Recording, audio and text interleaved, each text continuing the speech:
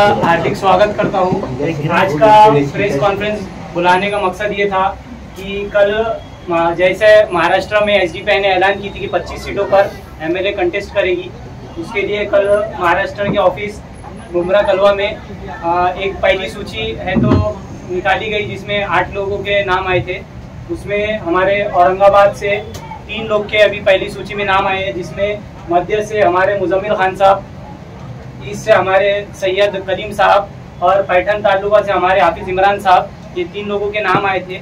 उसी के चलते आज का प्रेस कॉन्फ्रेंस बुलाया गया है। मैं फिर से आप तमाम का शुक्रगुजार हूँ कि आप लोगों ने इतना कीमती वक्त दिया और जो हमारी इस जमहूरियत डेमोक्रेसी का जो चौथा पिलर है, चौथा सुतून बोलते हैं, वो आप लोग हैं और हम कंटेस्ट कर रहे हैं। तो आप लोग यहाँ हैं, आपका बहुत बहुत शुक्रगुजार है और आपसे आगे गुजारिश है कि आपके जो भी सवालात रहेंगे इंशाल्लाह यहाँ पर बैठे लोग आपका जवाब देंगे। आज social democratic party of India SDPI कल हमारे मुंबई स्टेट ऑफिस से हमने 8 सीटों का जो है तो अनाउंसमेंट किया था। उसके बाद रात होते तक और एक सीट अनाउंस किया हमने पुणे हड़पसर कॉन्स्टिट्यूंसी से। औरंगाबाद के अंदर हमारे 3 सीट जो है तो कॉन्टेस्ट होने जा रहे हैं। पहला औरंगाबाद पूर्व, औरंगाबाद सेंट्रल और पैठन कॉन्स्टिट्यूंसी, ये 3 विधानसभा से हम जो है तो औरंगाबाद डिस्ट्रिक्ट के अंदर जो है तो इलेक्शन कॉन्टेस्ट करने जा रहे हैं। इलेक्शन लड़ने के लिए हमारे जो मुद्दे हैं, हमारे तमाम आवाम से, यहाँ के तमाम लीडरान से, उलमा इकराम से और तभी धर्म के जो है तो लीडरों से हम जो है तो एक आह्वान करते हैं कि वो लोग जो है तो social democratic party of India SDPI को सपोर्ट करें। आप किसी के इन्फ्लुएंस के अंदर किसी का सेट किया हुआ जो है तो एक एसडीपीआई को लेके एक एंगल है, वो एंगल के अंदर बात ना करते हुए हम जो बात रख रहे हैं वो बातों को सुनिए। हम किस तरह अपनी बात को रख रहे हैं, हम किसी के वोट यहाँ डिवाइड करने नहीं आए, यहाँ किसी को जो है तो हम नुकसान पहुंचाने नहीं आए। हमारा महाराष्ट्र के अंदर इलेक्शन कॉन्टेस्ट करने का सीधा एक मकसद है, भाजपा को और उसकी जैसी विचारधारा की पार्टियों को जो है तो सत्ता से दूर करना, ये हमारा पहला मकसद है। दूसरा, और साथ ही साथ जो सो कॉल्ड सेकुलर पॉलिटिकल पार्टियां हैं, ये सो कॉल्ड पॉलिटिकल पार्टियों को भाजपा के नाम से डर कर इनके बंधुआ मजदूर बनना, इनके गुलाम बनना, ये social democratic party of India की सोच नहीं है। हमारा ये मानना है कि अगर कोई पार्टी लोकतांत्रिक है, डेमोक्रेटिक है, धर्मनिरपेक्ष है, तो वो एसडीपीआई से अच्छा इनको पूरे देश के अंदर कोई साथी और कोई दोस्त नहीं मिल सकता। लेकिन फिर भी गलत प्रोपेगेंडा के अंदर, झूठ के अंदर और जो है तो भाजपा और उनके सोच वालों के प्रोपेगेंडे के अंदर आकर एसडीपीआई को मार्जिनलाइज करना, इसको अलग थलग करना, ये एक जो है तो गलत सोच है। इसके साथ साथ हमारे एजेंडों के ऊपर सोचना चाहिए और हमारा ये मानना है कि एसडीपीआई एक बेहतरीन लोकतांत्रिक, डेमोक्रेटिक और धर्मनिरपेक्ष वाला एक विकल्प है। इसको तमाम लोगों ने इसके बारे में सोचना चाहिए। साथ ही साथ अभी जो हमारे यहाँ पर महाराष्ट्र के अंदर मेन एजेंडे हैं, वो मेन एजेंडे के अंदर हमारे मुख्य जो मुद्दे हैं, वो मुद्दों के अंदर हम इलेक्शन कॉन्टेस्ट करने जा रहे हैं। पहला हमारा मुद्दा है राज्य के अंदर समानता और न्याय के लिए संघर्ष।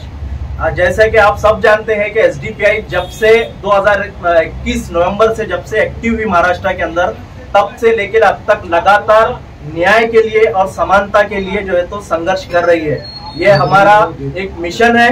हम इसके अंदर किसी भी तरह का समझौता, कॉम्प्रोमाइज नहीं करेंगे। हम अगर हमारे साथ में जो विपक्ष के पार्टी है और ना ही जो है तो ये समानता और न्याय के लिए जो है तो आगे आना चाहते हैं। एसडीपीआई अपने इस कमिटमेंट के अंदर जो है तो प्रतिबद्ध है। हम जो है तो लगातार इसके लिए संघर्ष करते रहेंगे। दूसरा, कल्याणकारी एवं सकारात्मक विकास के लिए जो है तो प्रयास करना। हमारा प्रयास जो है तो कल्याणकारी महाराष्ट्र के लिए हमारा प्रयास रहेगा। साथ ही साथ इसके अंदर सकारात्मक रूप से हम लोग जो है तो आगे जाना चाहते हैं।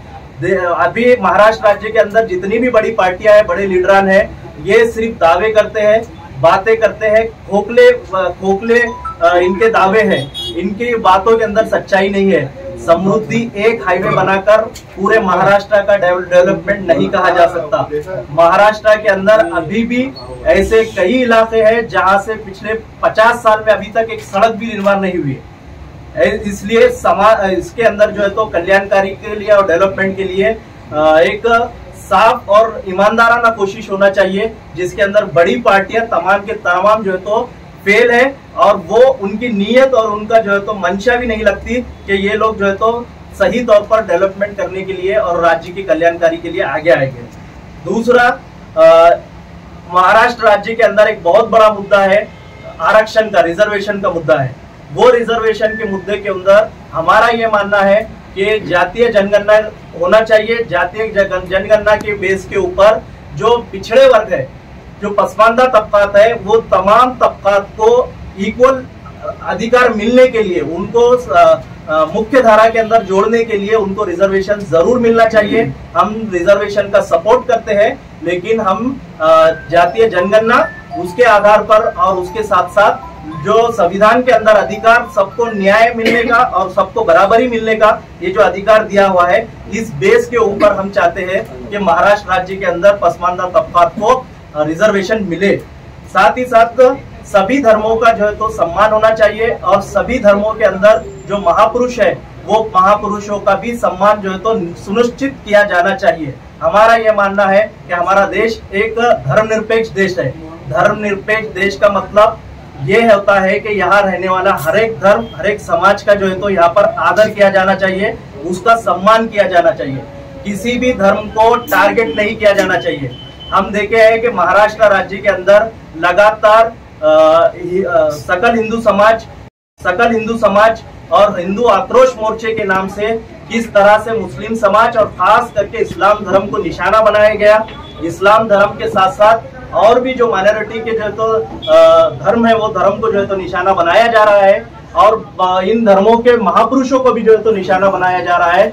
ये कहीं ना कहीं रुकना चाहिए, क्योंकि इन चीजों की वजह से जो हमारी राष्ट्रीय एकता और अखंडता है, इसके अंदर एक जहर घोला जाने का काम जो है तो यहाँ पे किया जा रहा है। अफसोस के साथ ये बोलना पड़ रहा है कि महाराष्ट्र के अंदर इतनी बड़ी बड़ी जो है तो विपक्ष की पार्टियां हैं, जो फुले शाह अम्बेडकर विचारधारा का दम भरते हैं, सेकुलर होने का दम भरते हैं, लेकिन ऐसे समाज के अंदर जहर बोलने वाले रैलियों के अंदर, समाज के अंदर जहर घोलने वाले हेट स्पीचेस के अंदर ये पूरी की पूरी पार्टियां और पूरी के पूरे लीडरान जो है तो खामोश बैठे हैं। एसडीपीआई अपने वचन पर जो है तो काम करेंगी। हम जो है तो ऐसी चीजों को बिल्कुल भी बर्दाश्त नहीं करेंगे। हम समाज को एकता और अखंडता के साथ जोड़ने के लिए जो जो प्रयास होगा वो हम करेंगे।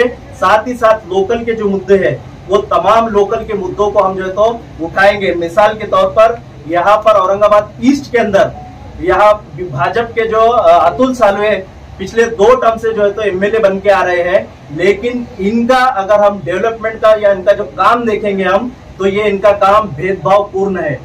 इन्होंने तमाम औरंगाबाद ईस्ट की जो जनता है, ये जनता को एक नजर से नहीं देखा। इन्होंने जो है तो यहाँ की जनता को हिंदू और मुसलमान के नाम पर बांटा और बांटने के अंदर इनका डेवलपमेंट, इनका काम भी जो है तो यहाँ पे दिखाई दिया। दलित और मुस्लिम समाज से जुड़े हुए जितने भी आप बहुल इलाके देखेंगे, वहां पर जो है तो ये एमएलए अतुल सालवे ने पूरी तरह इसको नजरअंदाज कर दिया। यहाँ डेवलपमेंट करने के लिए वो कभी तैयार नहीं दिखाई दिए, और ना ही विपक्ष के अंदर बैठे हुए जो हजारों की तादाद में वोट लिए, वो लोगों ने कभी भी जो है तो अतुल सालवे से पूरे 5 साल में सवाल तक नहीं किया।